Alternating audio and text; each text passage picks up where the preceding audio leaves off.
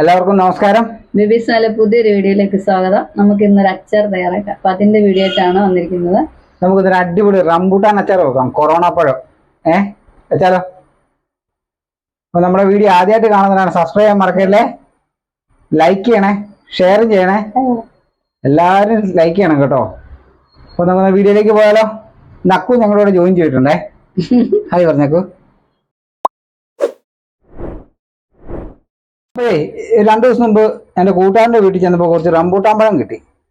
ഏബ്രഹാമിൻ്റെ വീട്ടിൽ വെള്ളൂരി ചെന്നപ്പോഴത്തേക്ക് അവൻ കുറേ ഏറെ കൊണ്ടുപോകാൻ പറഞ്ഞു. കുറച്ചുണ്ട് ഇതെല്ലാം കൂടെ ഞാൻ പറിച്ചുകൊണ്ട് എന്നാ ചെയ്യണമെന്ന് ഇങ്ങനെ ആലോചിച്ചിരുന്നപ്പോഴാണ് അച്ചാർ ഉണ്ടാക്കുന്ന കാര്യത്തെക്കുറിച്ച് ആലോചിച്ചത്. അപ്പോൾ ചെയ്ത് നോക്കിയാലോ എന്ന് വെച്ച് ഞങ്ങൾ അച്ചാർ ഉണ്ടാക്കാൻ പോവാണ്. നമുക്ക് ആദ്യം റംബൂട്ടാൻ പൊട്ടിച്ചെടുക്കണം. ഇതിനെ അതാ ജ്യൂസ് കഴിക്കുന്നുണ്ടോ? നമുക്ക് പൊട്ടിച്ചെടുത്തിട്ട് വരാവേ. നമ്മൾ റംബൂട്ടാൻ പൊട്ടിച്ച് തോടൊക്കെ കളഞ്ഞ് വൃത്തിയാക്കി എടുത്തിട്ടുണ്ട്. നിങ്ങൾ മാറ്റി വെക്കാം. ഞങ്ങൾ ഇന്നലെ പുതിയൊരു മൺചട്ടി മേടിച്ചു.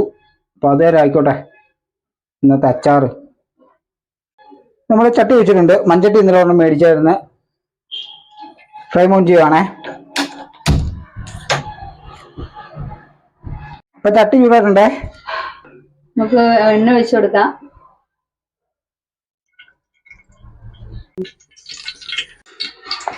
എണ്ണ ചൂടായിട്ടുണ്ടേ. നമുക്ക് കറി ഇട്ട് കൊടുക്കാം. കടുക് പൊട്ടുന്നുണ്ടേ. നമ്മൾ ഇഞ്ചിയും വെളുത്തുള്ളിയും കൂടെ ചേർക്കുവാണ്. പിന്നെ ഉലുവ ഇടുന്നില്ല. ഉലുവ പൊടിച്ചത്, ഉലുവയുടെ പൊടിയാണ് നമ്മൾ ചേർക്കുന്നത്. ഇതിട്ട് കൊടുത്തേക്കാം.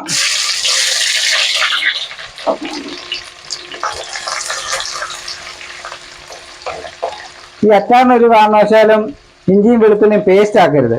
അതെപ്പോഴും അരിഞ്ഞു തന്നെ എടുക്കണം. അതിനാണ് ടേസ്റ്റ്.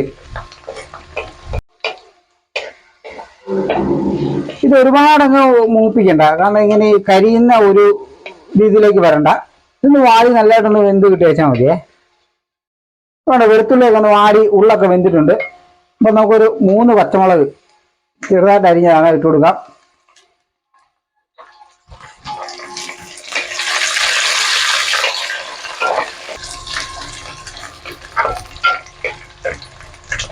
അടുത്തായിട്ട് നമ്മൾ നാടൻ കരിവേപ്പിലയാണ് ചേർക്കുന്നത്.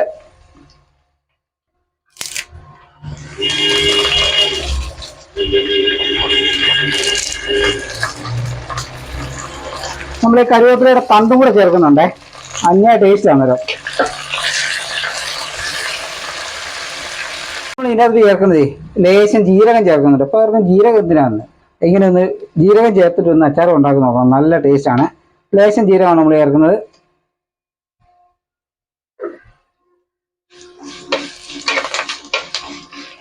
നമുക്ക് നന്നായിട്ടൊന്ന് ഇളക്കി റെഡിയാക്കണം. എന്നിട്ട് നമുക്ക് പൊടികൾ ചേർത്ത് കൊടുക്കാം. നമ്മൾ ആദ്യമായിട്ട് മഞ്ഞപ്പൊടിയാണ് ചേർക്കുന്നത്. ഒരു ചെറിയ സ്പൂൺ മഞ്ഞപ്പൊടി ചേർക്കുന്നുണ്ട്. എരിവുള്ള മുളക് പൊടി ഒരു സ്പൂണ്. ഈ സ്പൂണ് 2.5 സ്പൂണ് കാശ്മീരി മുളക് പൊടി.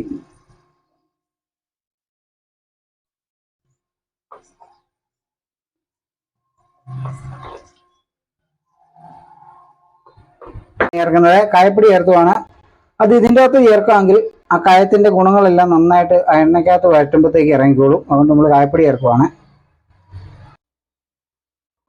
നമുക്ക് നന്നായിട്ടൊന്ന് ഇളക്കാം. പൊടികളൊക്കെ നന്നായിട്ടൊന്ന് മൂപ്പിച്ചെടുക്കാവേ.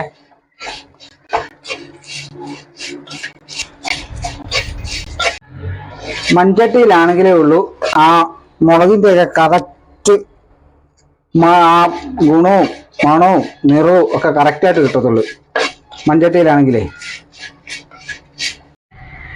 അടുത്തായിട്ട് നമ്മൾ ഇച്ചിരി വെള്ളം ഒഴിക്കുന്നുണ്ട്. കാരണം ഇത്രയും വലിയ റംബൂട്ടാനല്ലേ, നല്ല മുഴുപ്പല്ലേ അതിൻ്റെ കായ്ക്ക്. അപ്പം അത് ഒന്ന് റെഡിയായി വരണമെങ്കിൽ നമ്മൾ ഇച്ചിരി വെള്ളം ഒഴിച്ചു കൊടുക്കണം. അതുകൊണ്ട് തിളപ്പിച്ച വെള്ളമാണ് ഒഴിക്കുന്നത്.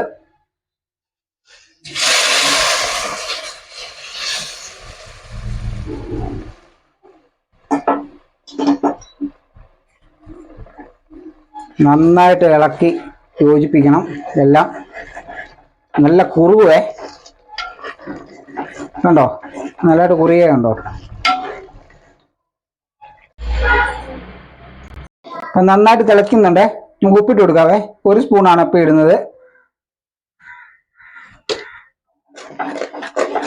വിനാഗിരി ഒഴിച്ചു കൊടുക്കാവേ.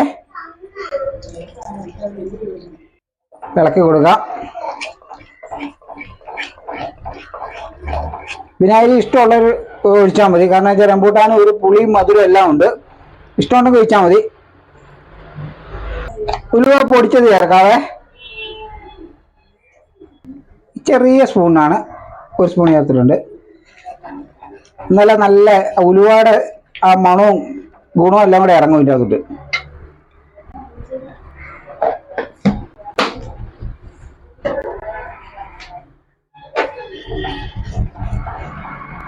ഉപ്പൊക്കെ നോക്കട്ടെ. അടിപൊളി, പക്ക. അപ്പം നമുക്കിനി നമ്മുടെ റംബൂട്ടാനെ അതിലേക്ക് ഇട്ട് കൊടുക്കാം.